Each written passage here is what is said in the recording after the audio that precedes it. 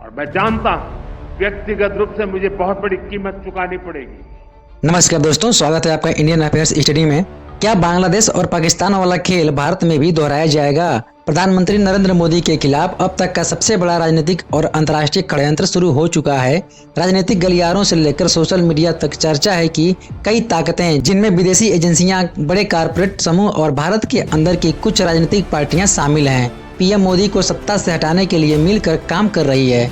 कई जानकारों का कहना है कि मोदी को हटाने की कोशिश नई नहीं है। मुख्यमंत्री रहते हुए भी उनके खिलाफ कई राजनीतिक और कानूनी चालें चली गई, लेकिन 2014 में प्रधानमंत्री बनने के बाद ये कोशिशें और तेज हो गई।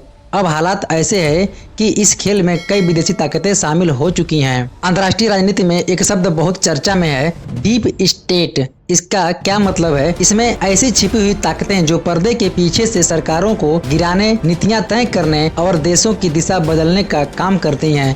इसमें कई इंटेलिजेंस एजेंसियां जैसे CIA, विदेशी कंपनियां और राजनीतिक लॉबी शामिल होती है। सोशल मीडिया पर कहा जा रहा है कि यही डीप स्टेट, जिसने बांग्लादेश में शेख हसीना को सत्ता से हटाया था, अब भारत में भी वही खेल खेलना चाहता है। जानकार मानते हैं कि असली मकसद है भारत के बाजारों पर कब्जा। भारत दुनिया की सबसे तेजी से बढ़ती हुई अर्थव्यवस्था है और 140 करोड़ की आबादी वाला एक विशाल उपभोक्ता बाजार है।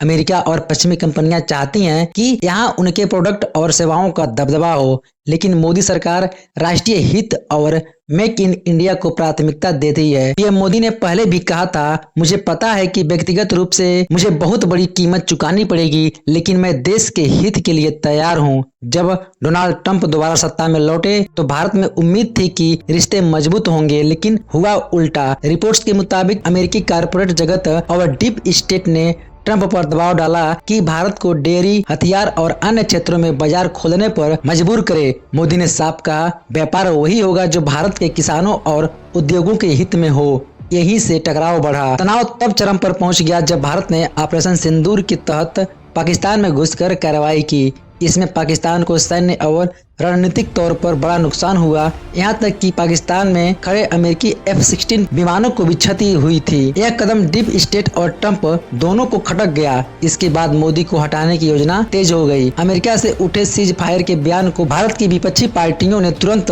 राजनीतिक हथियार बना लिया। पीएम मोदी को सरेंडर मोदी कहा गया। कांग्रेस के कुछ नेताओं ने आरोप लगाया कि ऑपरेशन सिंदूर का इस्तेमाल मोदी ने अपनी छवि सुधारने के लिए किया।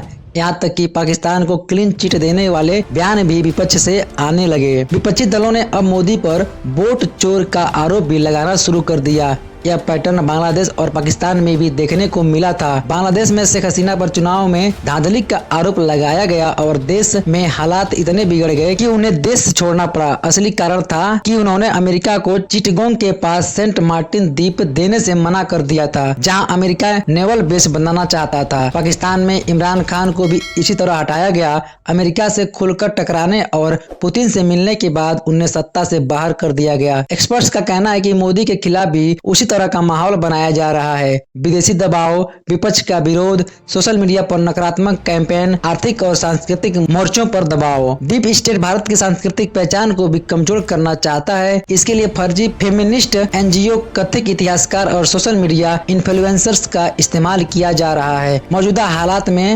हालात में भारत ने सिर्फ अमेरिका और उसके सहयोगियों से टकरा रहा है, बल्कि पाकिस्तान और बांग्लादेश भी अमेरिका के साथ खड़े दिख रहे हैं। भारत के भीतर भी कुछ राजनीतिक ताकतें इस लाइन पर चल रही है, लेकिन पीएम मोदी अभी भी इस लड़ाई में डटे हुए हैं। आर्थिक सुधार, सैन्य मजबूती और अंतर्राष्ट्रीय मंचों पर भारत की ताकत बढ़ाने पर उनका जोर जारी है। अभी कहना मुश्किल है कि ये साजिश सफल होगी या नहीं, लेकिन इतना तय है कि आने वाले महीनों में भारत में राजनीतिक हलचल बढ़ेगी और अंतर्राष्ट्रीय दबाव भी ज्यादा महसूस होगा। इस पर आपका क्या राय है नीचे कमेंट में जरूर बताइए और इस वीडियो को अपने दोस्तों के साथ शेयर कीजिए। चैनल पर नए हैं तो सब्सक्राइब कर लीजिए और वीडियो अच्छा लगे तो लाइक कीजिए। जय हिंद, वंदे मातरम।